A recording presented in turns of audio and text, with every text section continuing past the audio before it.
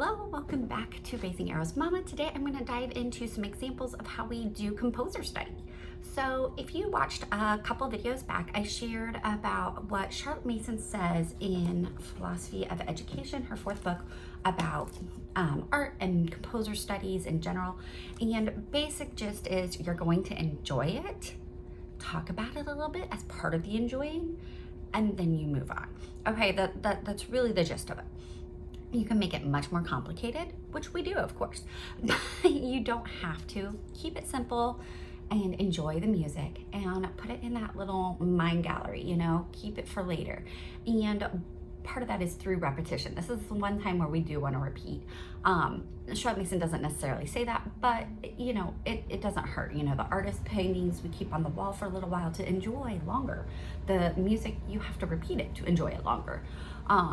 So that's kind of where we're going. And so today I'm going to share a little bit about what we do with our composer studies. In general, we follow the one composer every term. So 3 composers a year. You can do that however you want. I have some resources over on my blog about how I do it.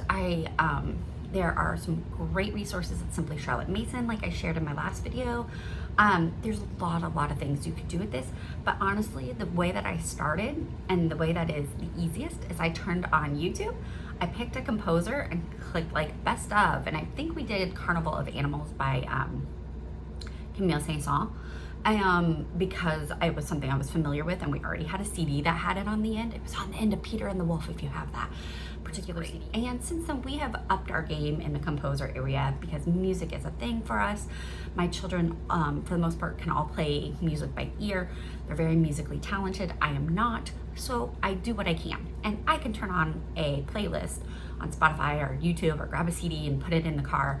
I can do those things. And those are wonderful ways. Other things, and I didn't bring it with me, is a story orchestra. And I will try to put a picture in here if I can. Story orchestra books are amazing, especially for your little kids. Actually, I'm gonna just go. So here's story orchestra. There are these huge mammoth books, right? But they are so great, especially if you have younger kids, preschool. My older kids like them too. They tell a story, which is great. The opera ones tell the opera story. This one, I think it just has one. Yeah, it has a story about 2 brothers going on through it. And what's great about it, part of why it's so big, is as you read the story, you have these places where you can, and it plays portions of the songs as you go through. And you just have to push the button, and you get the portions. And it is so fun.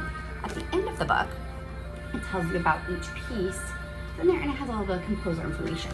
So this is a great way to extend your composer studies if you have little ones. Other things I like to do to extend it, like I said, this is not Charlotte Mason. This is just what we do because we love music. We love composers. We love folk songs. We love hymns. When it comes to music, we go overboard. It's our thing. We find picture books. This one is particularly beautiful, Becoming Bach, but there are several. There's a Haydn one, which I think might even be the same author, but we just love it. So you can find lots of different picture books. They might be biographies, some of them might be stories. I think Mozart has quite a bit because there's some about him and his sister, and just a lot of different things. So I highly recommend picture books because they're beautiful. You can get them at the library. I only buy the ones that I love the best. And some of the picture books I love the best are these Mike Venezia books, which I share about in our artist studies, but I really love them. And he has them for composers too.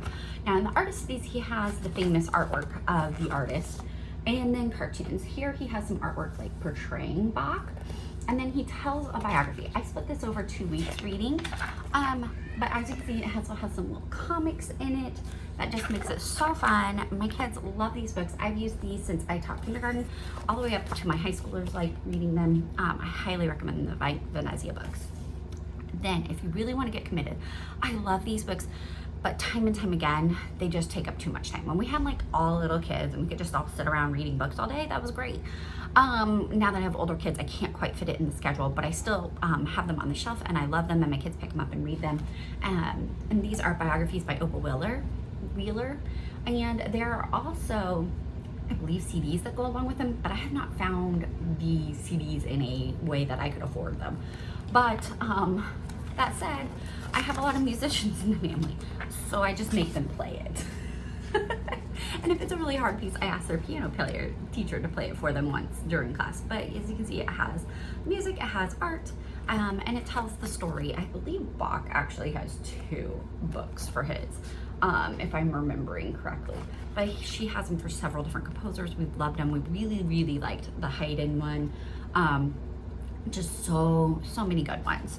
And these, like I said, are just additional because we love music. We don't have to do this for a music study. A composer study would simply be giving a short background of their life. You know, you're going to talk about, let's say you're going to talk about Handel. You're going to talk about how he grew up in Germany and then how he moved to England, and that he wrote a lot for the royalty, and he created some operas, or not operas, but they're called whatever, I forget what they're called now, and tell them that, and that, you know, and he eventually went deaf, and that's it. You know, you're just going to give a quick little, so they know who he is and what to do. Then you're going to play the music and discuss the music. Super easy. Play the music, enjoy it. Some of them you'll have to choose excerpts. Maybe you want to listen to it ahead of time, or maybe you just want to do the intro. Lots of different options. And then you're also, while you're listening to it, then afterwards you're just going to discuss it. That's the gist of it. And I have found these to be also helpful.